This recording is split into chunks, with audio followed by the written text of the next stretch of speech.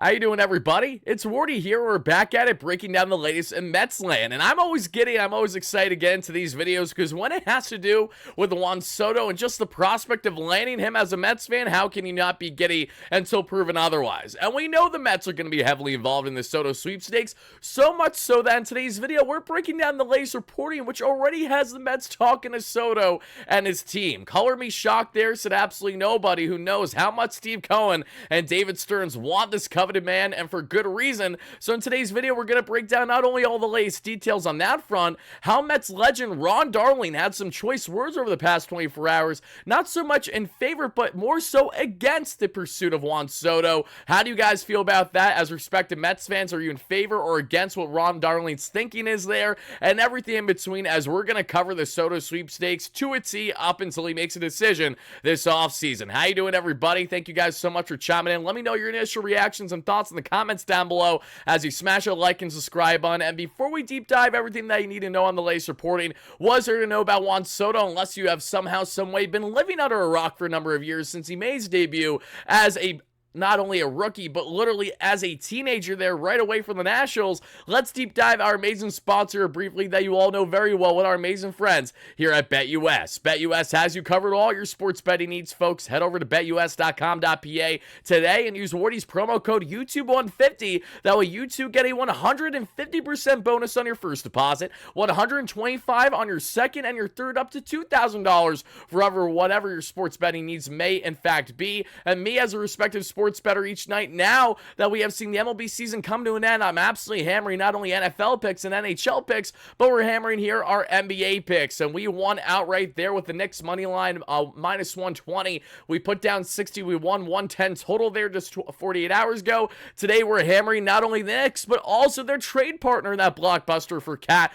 Randall, and Dante, and the Minnesota Timberwolves at minus 175 on the money line to win outright, along with the Knicks to win outright minus 245 there against the Pistons. This is going to be a $30 parlay that's going to win me $36.38, so around $66-$67 total there should both these teams win outright. I'm going to put some $10 bets respectively on those two different teams. So that's what we're doing. Feel free to tail these bets should you guys wish, but make sure you head over to betus.com.pa today for all your sports betting needs. Now, let's hop right back into this one, everybody, because when we talk about the idea, the prospect of landing Juan Soto, we have to first talk about Juan Soto and the latest reporting here. As we have seen from Mike Puma there of the New York Post over the past 24 hours or so, as you guys can see there, that yes, the Mets are among the first teams to check in on Juan Soto after the World Series. Now again, this should come as a surprise to absolutely nobody if you guys have been following along with not only the Soto sweepstakes since he turned down that over a decade-long contract extension,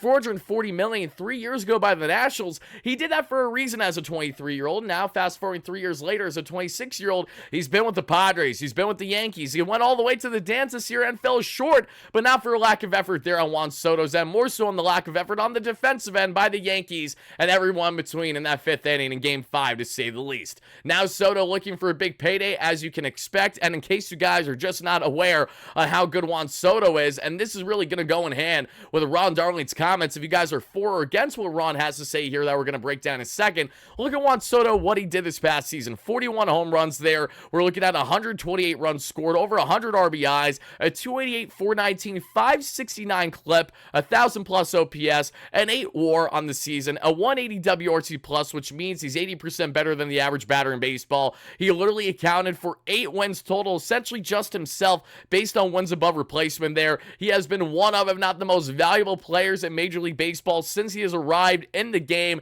and he's just getting started. Already a World Series champ, a 2-time World Series finalist at least there, and Juan Soto, he's looking for a bag. He's looking for 600 plus million, and we all know that Steve Cohen is going to have more of a comfortability to do that than any other owner in baseball, more than Steinbrenner, more than anything you're getting there in Freeman and Johnson there in LA, more than anyone else in company. Steve Cohen is the richest owner in baseball by far, and this is where he's going to be able to flex his guns more than you've probably ever seen in recent years since Steve Cohen has become owner. With north of $200 million coming off the books this offseason has already begun as we await word on Sean Manaea, who has yet to make a decision on his contract. Would be absolutely insane if he opted in for another year. I would cry with tears of joy. That would be amazing. Or, you know, really an in-house contract, kind of like a little bit of an extension, even though he's kind of not a free agent. Regardless, we'll talk about that another time. I'm just really excited about everything that's happening with the Mets this offseason, and not only their in-house options we want to see return, but ultimately who we want to see come here for the first time,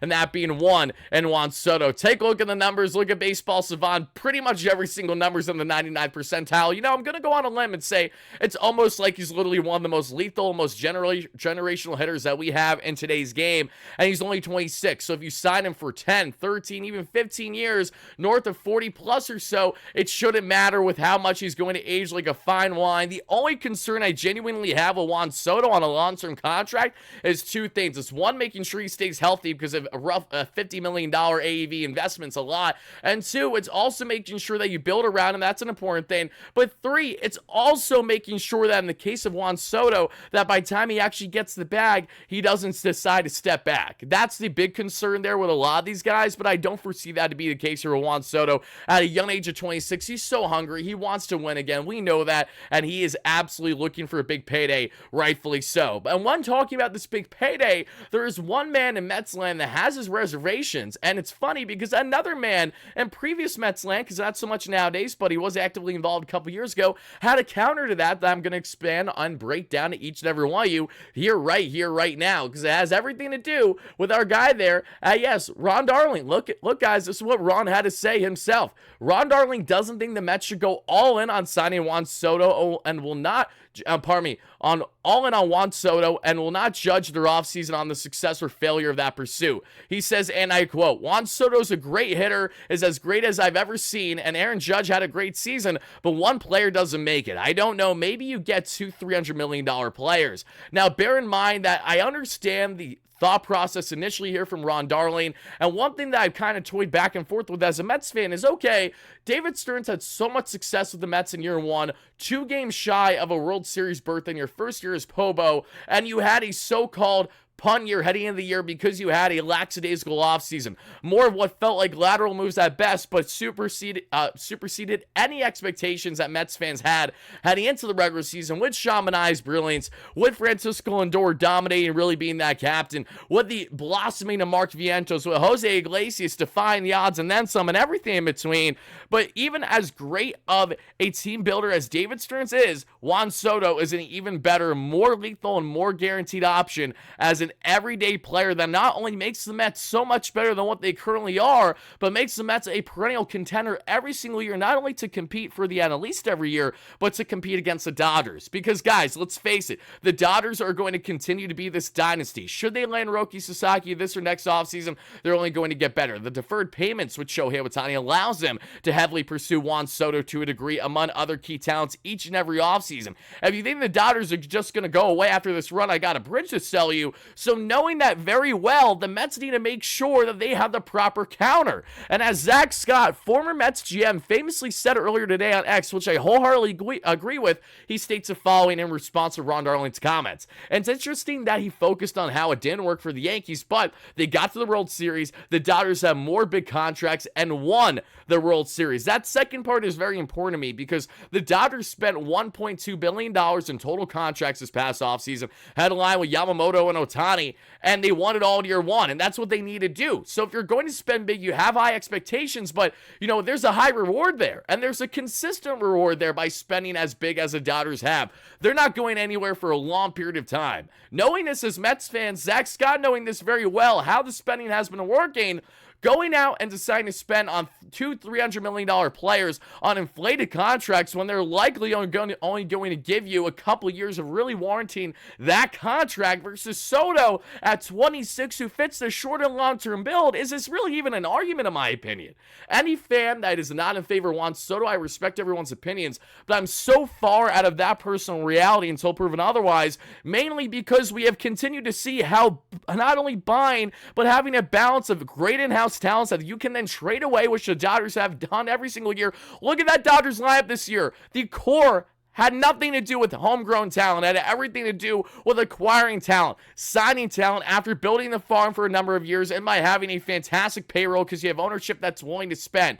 You need a balance. The Mets know they need a balance, and they know that if they don't go fully all out for Juan Soto, and say the Dodgers go out and land him, say the Yankees go out and bring him back, but then bolster the rest of their lineup, that's only going to hurt the Mets. If Juan Soto isn't Met, it hurts the Mets. Why? Because Juan Soto is one of the best players in Major League Baseball. It's almost like you want a guy that fits the short and long-term vision to be a part of this team, a part of this core group with Francisco Lindor. And yes, even if you give him 50 mil AAV per year, you can still go out and heavily pursue Pete Alonso comfortably, should you wish in David Stearns. You can go out and try to bring back Sean Manaea. You can go try to bring in Corbin Burns, even though I know there's a lot of pessimism when it comes to the long-termness of his potential contract. You can go out and consider Blake Snell, should he be willing to sign anywhere from a 2 to a 4-year deal. There are routes the Mets can comfortably go down while spending an absolute bag, an arm, and a leg, and everything that you can offer Mets fans for one Juan Soto. And we know that Juan Soto's all ears. We know that Soto has had a long-lasting connection with the Mets during his time with the Nationals,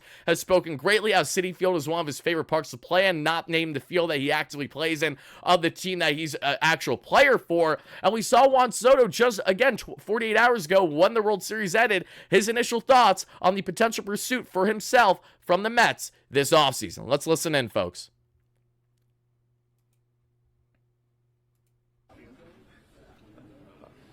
I mean, I don't know what's the teams that want to come after me, but definitely I'll be open to listen every single team.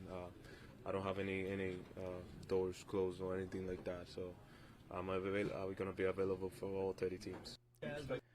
As corporate and as Boris of an answer as you will get from Juan Soto, and that's completely fine. That's expected. That's why the man turned down $440 million 3 years ago, because he knew that as long as he stayed healthy, he would get where he wanted to be. The Yankees trading for him was the best thing to happen for Soto and his free agent run now, because I firmly believe that he wouldn't have had the same amount of success this season with the Padres, even with how deep of a lineup that they find themselves having. There was something that just didn't work there in San Diego, and they knew they weren't going to bring him back beyond this upcoming season because they weren't going to be able to afford it to the same degree now that Seidler's no longer here. Seidler had the desperation, but current ownership there in San Diego doesn't necessarily have that same level. It's really interesting to evaluate that separately, but what I can tell you is that what the Mets are focused on is a lot of things this offseason. David Stearns is already going out of his way to acquire certain relievers there that we've broken down in previous content, so check out those respective videos in case you haven't, everybody. But when we talk about Juan Soto, again, you're going to get tired of hearing his name here on the platform because we're going to talk about him every single week until he makes a decision, probably with our luck sometime in February. Very Correa-esque. God willing, Juan Soto makes his decision before the year ends, but it's going to be a lengthy process until then. A lot of back and forth, a lot of things that are going to come off as either inaccurate or you're trying to figure out what is the best and most respectable reporting when all those people are going to come out and say, oh, the Mets are really heavily in talks. One, is it a reputable report enough or not? We're going to go through all that together, Mets fans, but I want to know from you guys, how do you feel about one, Ron Darling's comments, 2, Zack Scott's comments, and 3, just the overall pursuit of Juan Soto, as the Mets are already actively involved in his market and will be until he makes his inevitable decision this offseason. Thank you guys all so much again for watching, listening. We greatly appreciate. Make sure to smash a like and subscribe button on your way out. Also, check out our content that we will have uploading weekly on audio platforms, Apple, Spotify, Google, you name it. Look up WardyNYM. Leave a 5-star review if you found yourself enjoying the content, and thank you so much in advance for doing exactly that. Let's go Mets, baby, and this is your guy, Wardy, signing out. See you guys again real soon.